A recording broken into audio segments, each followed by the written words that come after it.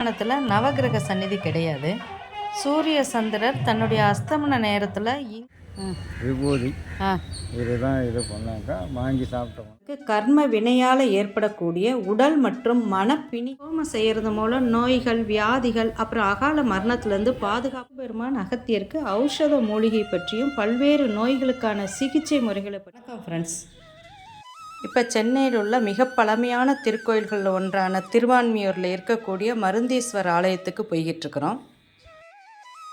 இந்த ஆலயம் சென்னையிலேருந்து பாண்டிச்சேரி போகக்கூடிய கிழக்கு கடற்கரை சாலையில் இருக்குது.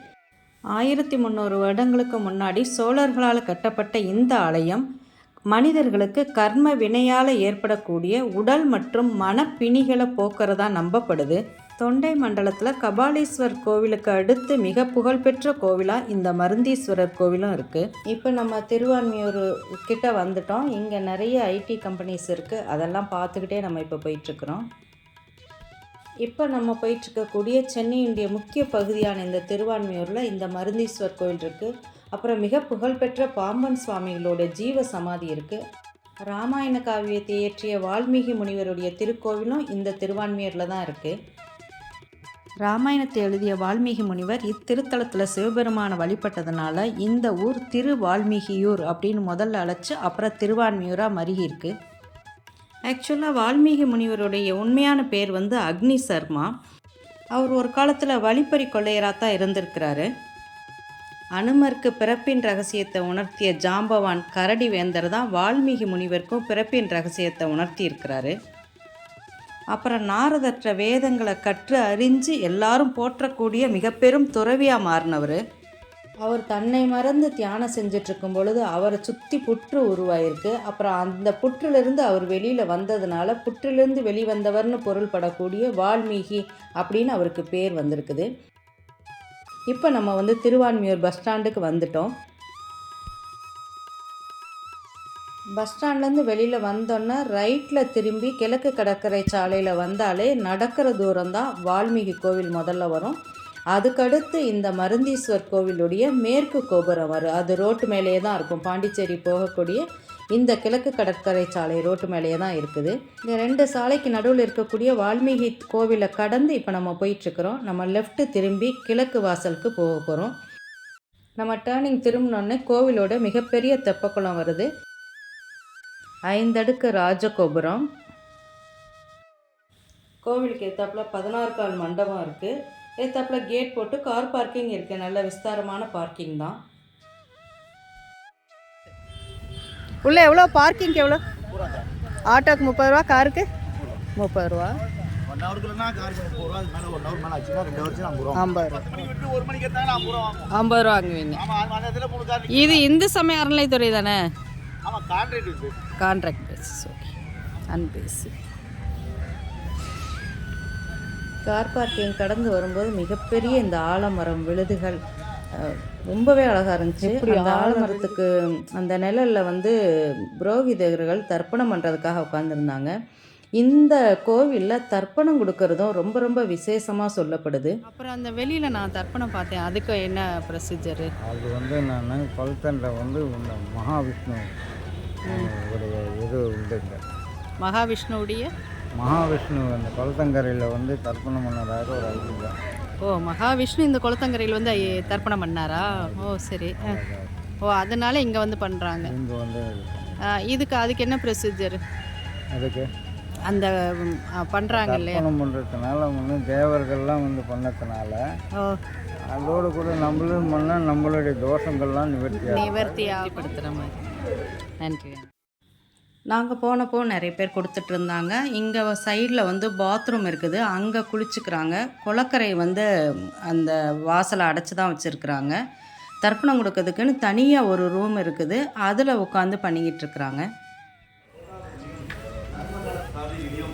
ராமேஸ்வரத்திலையும் 108 கங்கை நதிகளிலும் 108 சிவ ஆலயங்களிலும் 108 கிருஷ்ண ஆலயங்களிலும் இங்கே இப்படி தர்ப்பணம் கொடுக்குறவங்க முதல்ல கோவிலில் 200 ரூபாய்க்கு டிக்கெட் எடுத்துகிட்டு இந்த குருக்கள்கிட்ட கொடுத்து அவங்களுடைய வழிகாட்டுதலின்படி பண்ணிக்கிட்டு இருந்தாங்க. இப்போ நம்ம அதெல்லாம் பார்த்துட்டு அங்கே குருக்கள்கிட்ட பேசிட்டு நம்ம அந்த பிரம்மாண்டமான வாசலை கடந்து இப்போ உள்ளே வந்துட்டோம். சீலிங்கில் அப்படி ஒரு நேர்த்தியாக வண்ணமயமான ஒரு அழகான பெயிண்டிங்ஸ் இருந்துச்சு. இந்த கோவிலுடைய சிறப்புகளை சொல்லக்கூடிய பெயிண்டிங்ஸ் இருந்துச்சு. காமதேனு பாவம் பூக்க இங்கே உள்ள ஈஸ்வரனுக்கு பால் சொரிந்த பெயிண்டிங்ஸு, 3Dயில் சிவலிங்கம் இருக்கிறது, அந்த மாதிரி நிறைய பெயிண்டிங்ஸ் இருந்துச்சு. சைடில் வந்து நந்தவனமும் அதுக்கு நடுவில் தெப்பக்குளமும் இருந்துச்சு. கால் கழுவ டேப் இருந்துச்சு. அந்த பெயிண்டிங்ஸை கொஞ்சம் நேரம் நின்று பார்த்துட்டு இப்போ நம்ம தெப்பக்குளத்தை பார்க்க வந்திருக்கிறோம். இந்த கோவில் வளாகமே மிக சுத்தமாக பராமரிக்கப்படுது. கோவிலுக்கு வெளியே இருக்கக்கூடிய தெப்பக்குளத்தை விட இந்த கோவிலுக்கு உள்பகுதியில் இருக்கக்கூடிய இந்த தெப்பக்குளம் கொஞ்சம் சிறுசு. அங்கே பார்த்துட்டு நம்ம இப்போ இந்த கோவில் முன் மண்டபத்துக்குள்ள வழியாக கோவிலுக்குள்ளே போக போகிறோம்.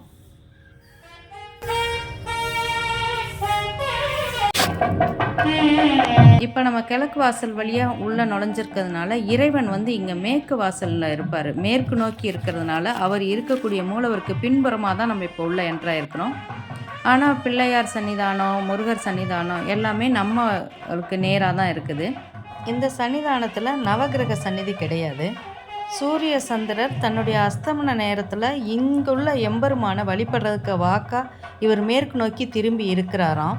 சூரிய சந்திரருக்குள்ள எல்லா கிரகங்களும் அடக்கம் அப்படிங்கிறதுனால தான் இங்கே நவகிரக சந்நிதி கிடையாதான். நம்ம அங்கே இருக்கிற குருக்கள்கிட்ட பேசணும். பால் சொன்னதுனா பால்வண்ணநாதன் பேர், அகஸ்தியருக்கு மருந்து சொன்னதுனா மருந்தீஸ்வரர், அப்பய தீட்சருக்காக மேற்கு திரும்பி காட்சி கொடுக்குறார். வால்மீகி முனிவர் வந்து பூஜை பண்ணதுனால வால்மையூர், பாண்டர்பாட்ட தலத்தினால் திருவான்மூர். இதில் வந்து இங்கே வந்து அம்பாள் வந்து பிறப்பவனத்தில் வந்து அம்பாள் வந்து குழந்தையாக இருந்ததாக ஒரு ஐதீகம். அதனால் அம்பாள் பேர் வந்து திரிபுர சுந்தரின்னா இங்கே வந்து பால், விபூதி இதுதான் இது பண்ணாக்கா வாங்கி சாப்பிட்டோம்னா ரொம்ப விசேஷமாக இருக்கும். இங்கே பால் அபிஷேகம், விபூதி கொடுப்பா. அந்த விபூதி வாங்கி இது நெட்டியில் இட்டுக்கணும். நோய்கள்லாம் இதுவாக இருக்கும். ஓ சரி. வில்வமே மருந்து தான். வில்வமே மருந்து. Okay okay. வேறு என்ன சிறப்பு? இது எப்போ கட்டின கோயில்? இது 7ஆம் நூற்றாண்டில் கட்டப்பட்டது. 7ஆம் நூற்றாண்டில் கண்டிப்பாக. குருக்கள்கிட்ட பேசிட்டு பிள்ளையார் முருகரை சேவிச்சுட்டு தியாகராஜர் சந்நிதியில் வலப்புறம் நம்ம உள் பிரகாரம் இருக்குது. அங்கே மருந்தீஸ்வர் சன்னிதானம் உண்டு. மருந்தீஸ்வர் சன்னிதானத்தை சுற்றி ஏகப்பட்ட சுவாமிகள், 108 சிவலிங்கம் இருக்குது, 63 நாயன்மார்கள் சன்னிதானம் உண்டு. கேதார ஈஸ்வரர், ராமநாதேஸ்வர், சுந்தரேஸ்வர், உண்ணாமலை அம்மா, அப்படியே அங்கே ஃபுல்லாக ஏகப்பட்ட சன்னிதானம் உள்ள அந்த மூலவரை சுற்றி இருந்துச்சு. எல்லா சுவாமியும் கும்பிட்டுட்டு இப்போ நம்ம வெளியில் வந்துட்டோம். தெற்கு வாசல் வழியாக வெளியில் வந்த உடனே இந்த கோசாலை இருக்குது.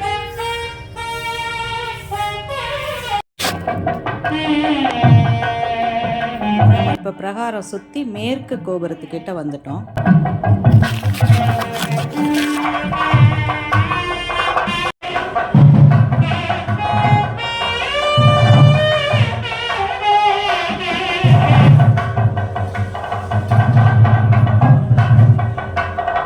இந்த கோபுரத்துக்கு முன்னாடி தான் கொடிமரமும் பள்ளிப்பீடமும் நந்தி தேவரும் இருக்கிறாரு.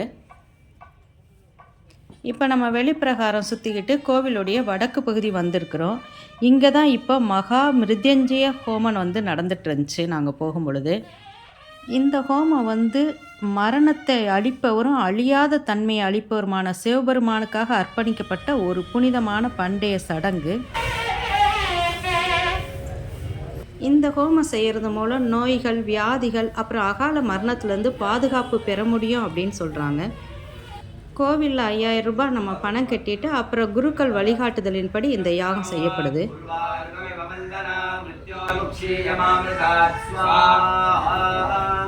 ஓம் த்ரியம்பகம் யஜாமகே சுகந்திம் புஷ்டிவர்தனம் உர்வாருகமிவ வந்தனா மிருத்யோர்முக்ஷீயமாம்ருதாத் ஸ்வாஹா.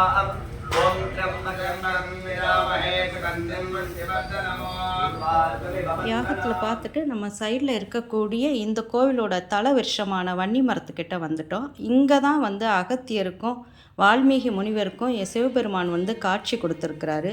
நம்ம இந்து மதத்தில் இந்த வன்னி மரம் வந்து மிக முக்கியமான ஒரு பங்கு வகிக்குது. இது துர்க்கையோடைய அம்சமாகவும் கருதப்படுது. சிவபெருமான் அகத்தியருக்கு ஔஷத மூலிகை பற்றியும் பல்வேறு நோய்களுக்கான சிகிச்சை முறைகளை பற்றியும் போதித்ததாக இங்கே புராணம் உண்டு. மருந்தை பற்றி போதித்ததால் இங்கே இருக்கக்கூடிய ஈஸ்வருக்கு மருந்தீஸ்வரன் அதுக்கு பிறகு பேர் வந்திருக்கு. பரத்வாஜ முனிவரால் பூஜிக்கப்பட்ட மூலவர், மார்க்கண்டேயர் தவம் செய்த இடம், பிரம்மாவால் போற்றப்பட்ட இடம், காமதேனுவால் தினந்தோறும் மூலவருக்கு பாலபிஷேகம் செய்யப்பட்ட இடம், தினந்தோறும் அந்தி சாயக்கூடிய வேளையில் சூரிய சந்திரர்கள் வழிபட வரக்கூடிய திருத்தலம். அப்படி இந்த திருத்தலத்திற்கு ஆகப்பெரும் பெருமைகளும் சிறப்புகளும் உண்டு. வெளிப்பிரகாரம் சுற்றிட்டு தனி சந்நிதியில் தெற்கு நோக்கி அமர்ந்திருக்கக்கூடிய திரிபுர சுந்தரி அம்பாளை சேவிக்க வந்திருக்கிறோம். நின்ற கோலத்தில் ரொம்ப அழகாக காட்சி தந்தாங்க. எல்லா சுவாமியும் கும்பிட்டுட்டு நம்ம இங்கே பிரசாத ஸ்டாலில் பிரசாதம் வாங்க வந்தோம். ரொம்ப அருமையாக இருந்துச்சு. புளியோதரையும் சக்கரை பொங்கலும் 30 ரூபா ஒரு பார்சல். இங்கே தினந்தோறும் அன்னதானம் நடக்கும். அந்த அன்னதான கூடம் கிழக்கு மண்டபத்துக்கு சைடில் இருக்குது. இப்போ நம்ம அன்னதான கூடத்தை பார்க்க வந்திருக்கிறோம்.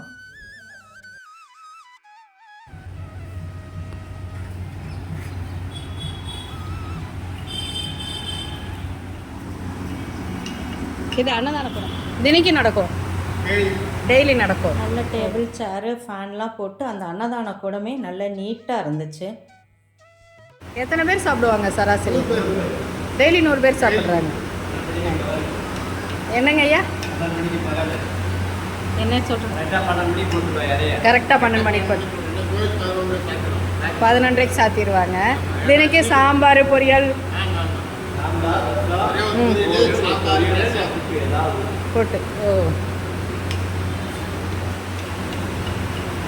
அற்புதமான சாமி தரிசனம் முடிச்சுட்டு இப்போ நம்ம திருவான்மியூர்லேயே இருக்கக்கூடிய பாம்பன் சுவாமிகளுடைய ஜீவ சமாதி நோக்கி போயிட்டுருக்குறோம்.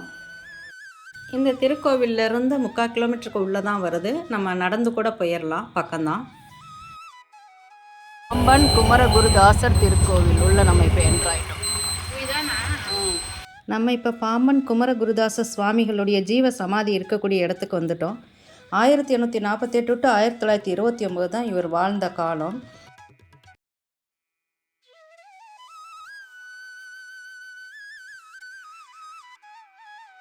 பாம்பன் சுவாமிகளை பற்றின அற்புதங்களை சொல்கிறதுனா அது தனி ஒரு எபிசோடாக நம்ம போடணும். பாம்பன் சுவாமிகள் ராமேஸ்வரத்தை பூர்வீகமாக கொண்டவர், மிகச்சிறந்த சித்தர், முருகன் அடிமை, அருணகிரிநாதரை தன்னுடைய மானசீக குருவாக ஏற்றுக்கொண்டவர், 6000க்கும் மேற்பட்ட முருகரை பற்றிய கவிதைகளை இயற்றியவர், நம்ம தினந்தோறும் படிக்கக்கூடிய சண்முக கவசத்தை இயற்றியவரும் இவர் தான். இந்த பாம்பன் சுவாமிகளுடைய பெருமைகளை சொல்கிறதுனா நம்மளுக்கு தனியாக ஒரு எபிசோடு வேணும். நாங்கள் போயிருந்தப்போ சித்தருக்கு அபிஷேகம் நடந்துட்டு இருந்துச்சு. நாங்கள் அவரை கும்பிட்டுட்டு அந்த சுற்றி வரும்பொழுது அந்த கோவிலுக்கு பின்புறம் அவருடைய சீடரான ஸ்ரீமத் சுப்பிரமணிய தாசருடைய திருவுருவ படம் இருந்துச்சு. இது ஒரு சிவன் ஸ்தலம். அங்கே சாமி தரிசனம் முடிச்சிட்டு கிளம்பிட்டோம். வீடியோ பிடிச்சிருக்கோன்னு நினைக்கிறேன். Thank you friends. அடுத்த வீடியோவில் சந்திப்போம்.